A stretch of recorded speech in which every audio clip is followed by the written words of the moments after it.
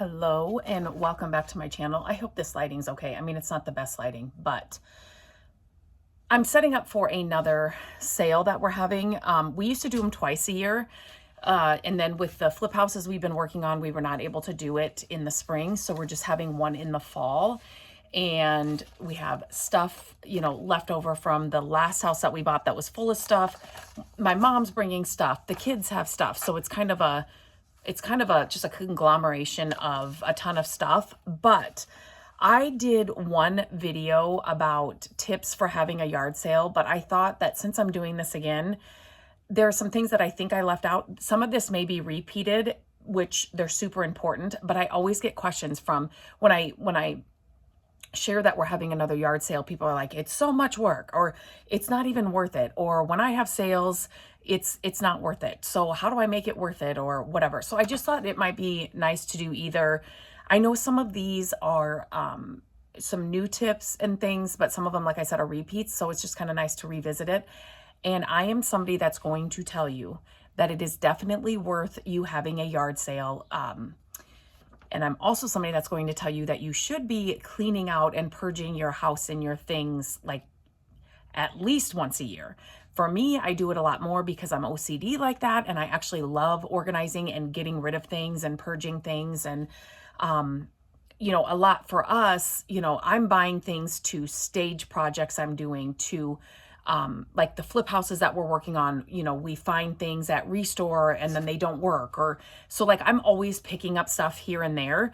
But I'm also somebody, if I'm picking up something for like our house, I'm getting rid of something or two things at least to kind of pare down, because I don't want a lot of stuff, and I don't want to what do I want to say? I don't want to store a bunch of stuff. So I'm not somebody that will have cabinets or a whole room full of just like home decor stuff. I mean, seasonal stuff is different, right? Like your Christmas stuff, right? But even that, you should be going through and purging every time that you are decorating for a season. So every time we pull out our Christmas stuff, I have an empty tote near me. And if I'm like, I don't love this, or I didn't even put this out last year, it's not going out this year, I put it in that tote because it's going. I am not one to hoard a bunch of stuff just to say I have the stuff and it sits in a room or on shelves or in the basement and never sees the light of day. Like, it's just too much stuff, makes my head and just, it stresses me out. To be completely honest, it stresses me out. So I love having sales. We have a group of people that like to come to our sales. So it's great to see those people, but it's kind of like setting up shop. I mean, I think it would be so fun to source things for a shop, but I don't want the overhead and all of that. So this is kind of fun for me for a weekend to kind of set up shop, right? So anyway, let me just kind of go over some of these tips really quickly, because this is going to help your sale be so much more successful. So number one, we're going to talk about the timing. So I have this all printed out here, so I didn't want to miss anything. Schedule your sales on weekends that there are no big community events. And so for us right now, this sale is going to be in the fall. And so whenever we schedule our sales, the number one thing we look for in the fall is when we are in Iowa. So, and we are close to like where the Iowa Hawkeyes play. And so everybody goes to those games, or everybody is watching those games. So in the fall, we choose a weekend when, and we aren't even Hawkeye fans, we're Iowa State fans. As you can see, that was not planned, but I will do the sale when they have a bye week or they have an away game. So that is number one on my list when I'm looking to schedule, is when's Iowa playing, because we are going to make sure we don't have a sale when they are, they have a home game, it's homecoming weekend, it's anything like that, because everybody goes to those. And so you're going to have a lot less traffic.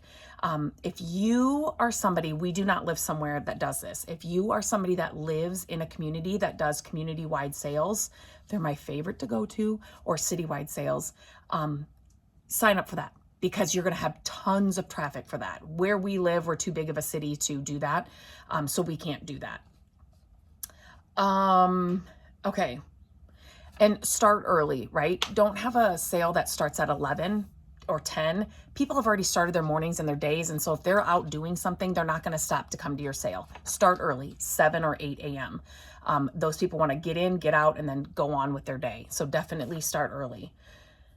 So advertising is huge, especially now. So you want to do it on Facebook Marketplace, buy sell groups, Craigslist, Nextdoor, community boards if you have them. If you have a newspaper that goes out to your city, put it in the newspaper. There are yard sale finder apps that work in with some of those. So just word of mouth. So tell your friends, your family, post it to your personal Facebook page that you are having a sale. So just advertise as much as you can. Okay, now this is going to be, I do not agree with putting a ton of photos on your online ads. And this is why. So if this sale right now, I have tons of stuff like underneath the tables that we're going to have to pull all out, right? This is just all kind of crammed into the garage until we have the sale. But if I take photos of every table, of all the clothing racks, like you guys are sitting on this like cubby shelf behind me and it's full of stuff. So I take pictures of that. I take pictures of, the lockers and all the furniture I'm selling and all of that. Nobody has any reason to come here at all because they're shopping your sale in your ad. Same thing with do not, and I see so many people do this on Facebook Marketplace, do not do a full video of your entire sale on your Facebook page or in like Facebook Marketplace or in your groups, because I can literally shop your garage sale and no, I'm not coming for anything because you just took me through the whole sale. Do not do that. Instead, what you want to do is, first of all, you're going to decide who is your sale for mainly. I mean, I know you're going to, especially if you have, multiple people bringing stuff, you may have some baby clothes and some vintage decor or whatever, right? But who are the main people that you want to come to the sale? So it's new moms if you have baby clothes. It's somebody that loves to decorate their house if you have a lot of decor. It's teachers if you have a lot of, I don't know, you know what I mean, kids stuff and toys, or not toys, but you know what I mean, kids books and things like that. Figure out who you want, who is your ideal person that wants to come to your sale, that you have so much stuff for that person. And you're going to take photos, no videos, we're not doing videos. You're going to take photos of those, of a few of those items. So let's say you are doing, this is just coming to mind, you have a bunch of name brand clothes. So Lululemon and all of those that are so popular right now, right? So you want, somebody that shops that. So maybe it's college kids or high school kids or, that kind of group that you want to come to your sale because you have tons of that stuff. So I would take a few photos of a couple of Lululemon or name brand clothes that you have. Not all of them. You are just giving them a glimpse at what's at your sale. So for me, I will just so I have a ton of vintage home decor, furniture, that kind of stuff. So I am only going to take some highlight photos of those things. So because you want the people to be like, oh my gosh, they've got that there. What else is there, right? And then I don't want to get ahead of myself. You want to entice them to come see what else is there. Like, oh my gosh, if they've got that and that and that. The only thing is, you don't want somebody to be like, oh, she took a photo of the Lululemon, whatever you have.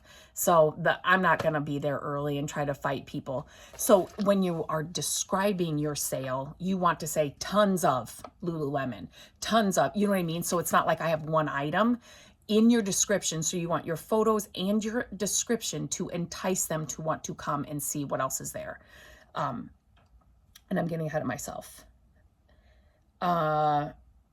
Okay, so here, this is next. So make sure that you're using the words that your ideal, who you want to be there. So if it's infant clothes, toddler clothes, or if you're somebody like us, we have no baby clothes, we have no baby toys, we have no baby anything, put that in your sale. Like if that's all you're looking for, you don't even have to come, right? So add that in there. So, but add those, Pottery Barn, Lululemon, Restoration Hardware, vintage, antiques, tools, like those things that people are looking for. You want to add those into your description.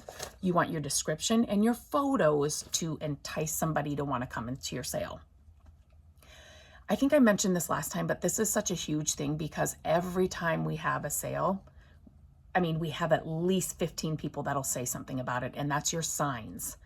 Your signs need to be big and bold.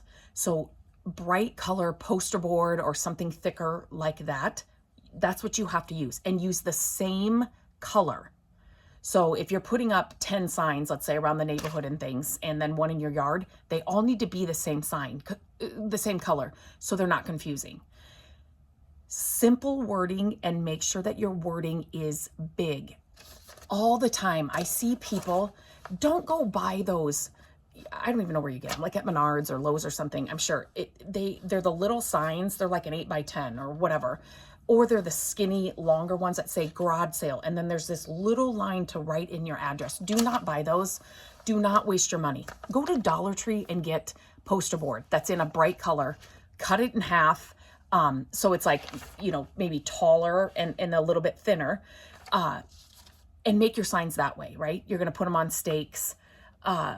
And you want to keep the wording simple, right? Because people are driving by and seeing it. So it's yard sale, it's an arrow, and it's one color, right? So then it's yard sale and arrow. We don't actually put our house number on our signs.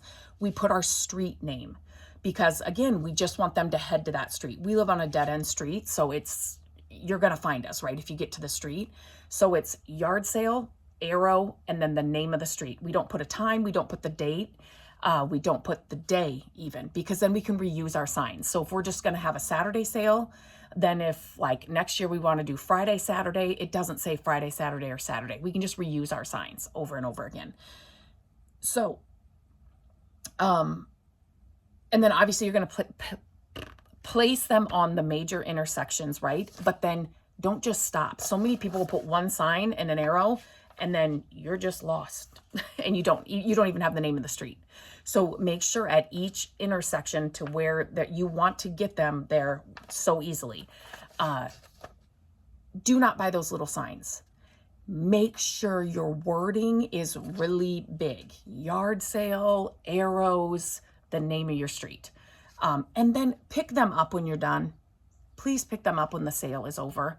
So then people aren't driving around trying to find your sale and it's been 3 weeks and you're not even having a sale. So staging your sale. Again, I can't remember what I all said in the last video, but this is my favorite part.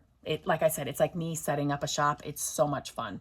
So you want to group like items together, put your best items that are going to draw that ideal person into your sale down your driveway or in front of your garage, or depending on what your sale looks like, right? Because a lot of times people will just drive by, right? So they'll just drive by and peek at what they can see. And if it's not enticing, they're not going to get out of the car. They're not going to park and get out of the car. So make sure that there's really good stuff down the driveway, in front of the garage, at the front of the garage, wherever you're having it, at the front of your yard, wherever it is. Make sure that good stuff is right there so that it entices them to stop and want to come in and see what else you have. Use tables, risers, clothes racks, just to get items up off the ground. It just feels more inviting, and it just looks more high value. Not high value, but just like, you know what I mean? Like just a better sale, if that makes sense. So when you're pricing, price clearly with tags and stickers. Shoppers do not want to ask, even me, and I love yard sales. I can't stand it when things aren't priced. But I will ask, right? But a lot of people won't. Well, it's not priced. It may not be for sale. Just make sure that everything's priced, or, you don't want to individually price every little thing. You have big posters all around your garage or whatever that says,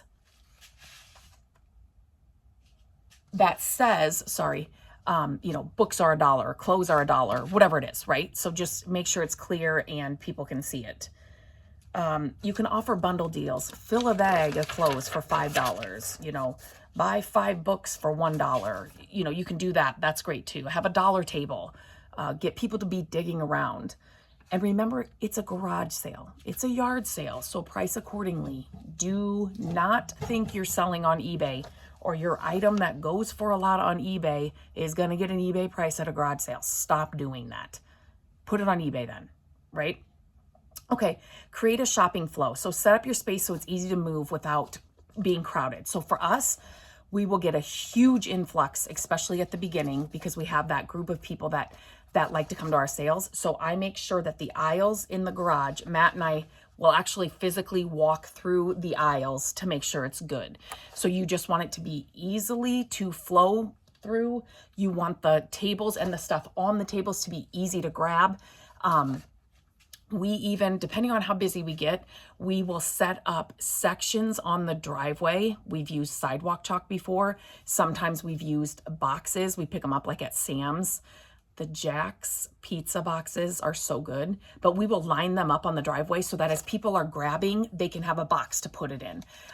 So it's just something, just again, depends on how busy you are. That's just something that we've done in the past when we got super busy. Make your checkout area obvious, right?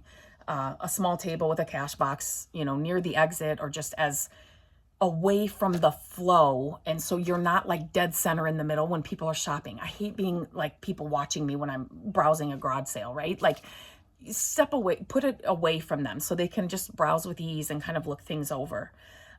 Play music. I like to play like just some like soft music.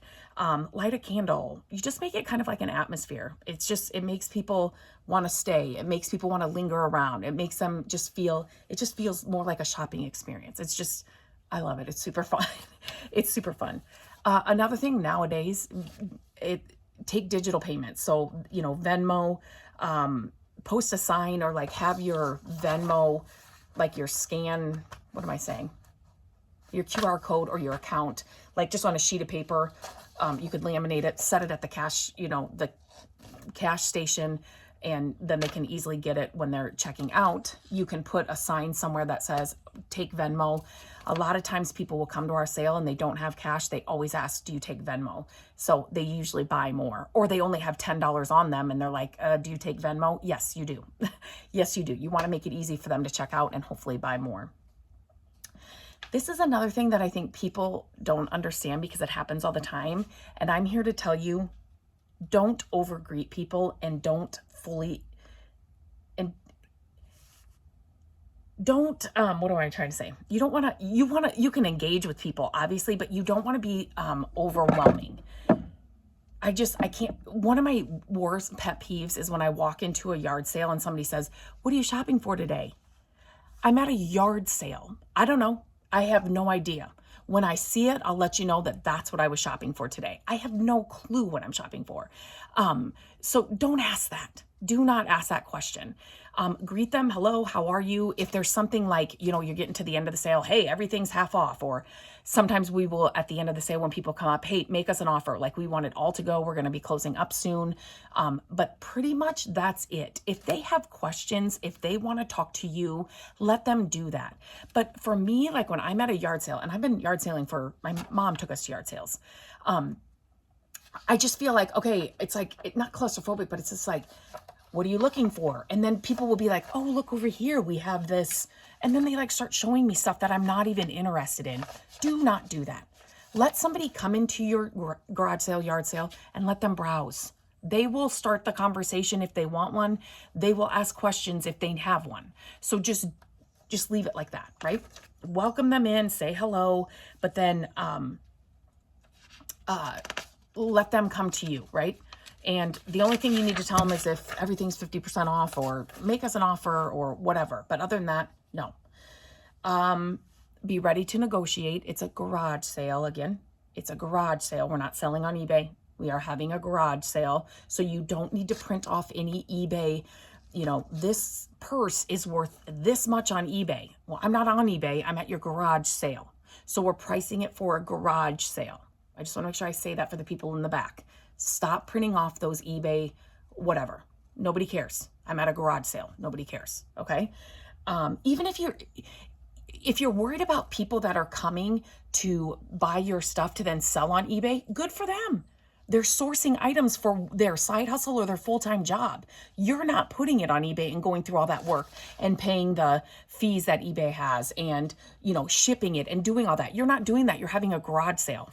So good for them. That's their job. That's what they're doing. Let them do that. But you're not doing that. You're having a yard sale. Okay? Can you tell I'm pretty passionate about that whole eBay, people printing off that thing and then sticking it on the item? Like if I see that in a yard sale, I leave because I'm just like, okay, put it on eBay then. You're not going to get those prices. be willing to discount near the end. Like I said, make offers, or it's like fill a bag of clothes for $1, or it's because at the end, whatever's left, I'm going to take to Salvation Army, Goodwill, your drop-off center, right? And so the less that I have to, the less that I have to take, the better. So if somebody's here and they can use the stuff, I don't care, because it's going to be dropped off for free anyway. So if I can, let somebody get a great deal on stuff they can use, I'm so excited to do that. And then we always have a free box at our sale. At the beginning, throughout the sale, I'll be putting stuff in there. And then especially at the end, when you're like going through some of the items and you're like, why is this even priced? Like, this should have been in the free box. As I'm looking at things right now that I could just toss in a free box. So definitely have a free box. People will take stuff out of there, I promise. Use it. And then have a plan for your leftovers. I kind of talked about that. So here's a little tip and something that we do. So obviously we keep, like I told you, those boxes that it's better if I have this here, right? The lighting is hitting it just right.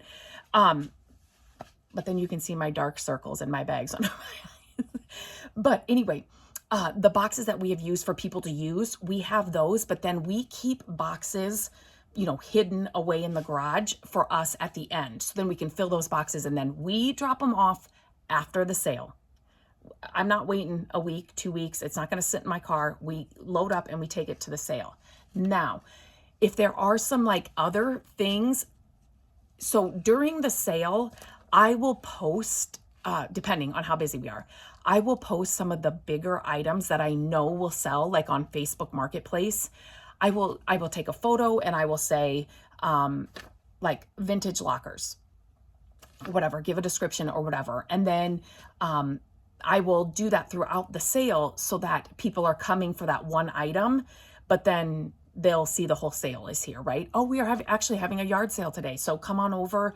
It's here now, blah, blah, blah. So that's another tip kind of as you're going through your sale. If you feel like there are some things that you're not going to take to Goodwill, but will sell like on Facebook Marketplace or whatever, then do that throughout your sale. It's a little bit of work. It does not take that long. But then you'll get those people coming to your sale as well and hopefully find something else to pick up. So, okay, that's it. I mean, I could talk about this forever. Please leave me your questions about having a yard sale or your concerns or why you don't have them. Please leave me those in the comments. I would love to help you out. I would love to talk you through it. I would love to answer your questions. We have been having sales since Matt and I first met.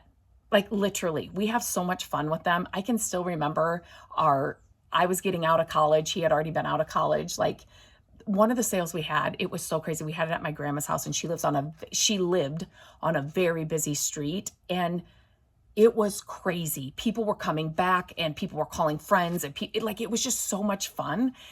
So we thoroughly enjoy it. We keep saying this is the last one we're ever going to do. And right now, after the 3 houses that we have finished, or that we have gotten, the flip houses.